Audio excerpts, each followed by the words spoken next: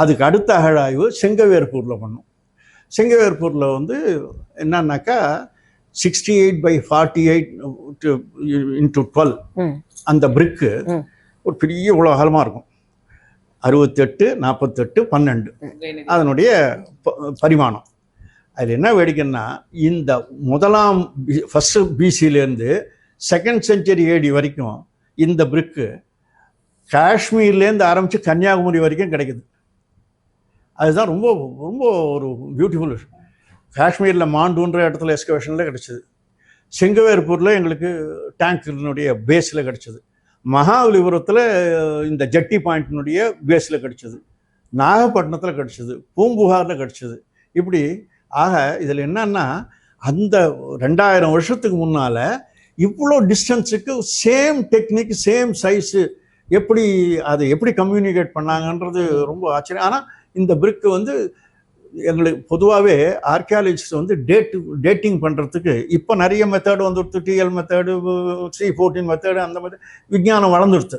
அப்போல்லாம் வந்து stylistic future வச்சும் மெஷர்மெண்ட்டை வச்சும் தான் அந்த நாளில் இது பண்ணுவோம். அதனால தான் சாதாரணமாக ஆர்கியாலஜிஸ்ட்டுக்கு மெயின் எதிரானாக்கா தங்கம் கிடச்சா கூட நாங்கள் சந்தோஷப்பட மாட்டோம், பாட்ரி கிடச்சா சந்தோஷப்படுவோம். காரணம் என்னன்னா, பாட்ரி தான் எங்களுக்கு மோர் வேல்யூபிள் தன் தி கோல்டு. ஏன்னா பாட்ரி தான் எல்லாரும் உபயோகப்படுத்தக்கூடியது. ஆகையால் ஒரு பாட்ரியை வச்சு தான் அந்த அந்த காலகட்டத்தை நம்ம நிர்ணயம் பண்ண முடியும். அதனால் அப்படி பார்க்கச்சு அதில் அடுத்தது என்னன்னாக்கா பிரிக்.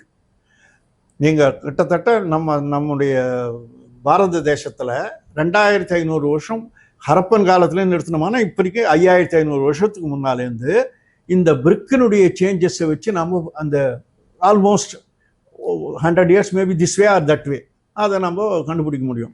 ஆக இந்த பிரிக்குன்றது வந்து ஒரு முக்கியமான அளவுகோல் அகழாய்வில். அந்த செங்கவேற்பூரில் 2 டேங்க் எக்ஸ்போஸ் பண்ணோம். ஒரு டேங்க்கு 400 metre length, 200 metre width, almost நாகரா பிளான் மாதிரி.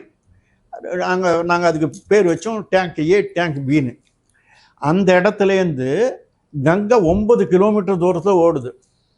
அந்த 9 கிலோமீட்டர்லேருந்து அண்டர் கிரவுண்டில் கங்கை தண்ணியை இங்கே கொண்டு வந்திருக்கான். எப்போ? சுங்கா பீரியடில். This tank belongs to Shunga.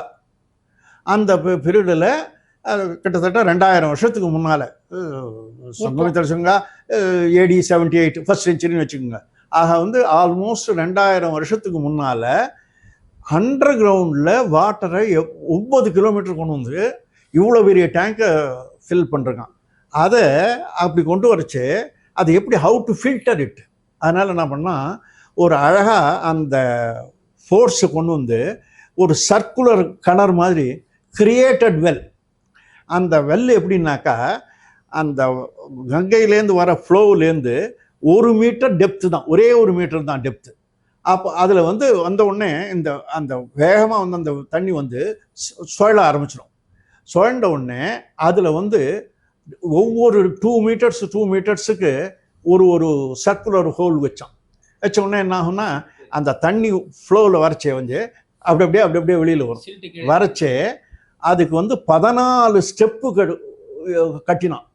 அந்த ஸ்டெப்புகள் அந்த தண்ணி வழிச்சே பிரிக் பேட்ஸு அது இது எல்லாம் ஒவ்வொன்றும் ஒவ்வொரு ஸ்டெப்பில் நின்று போயிடும். அது ஈஸியாக நம்ம க்ளீன் பண்ணிடலாம்.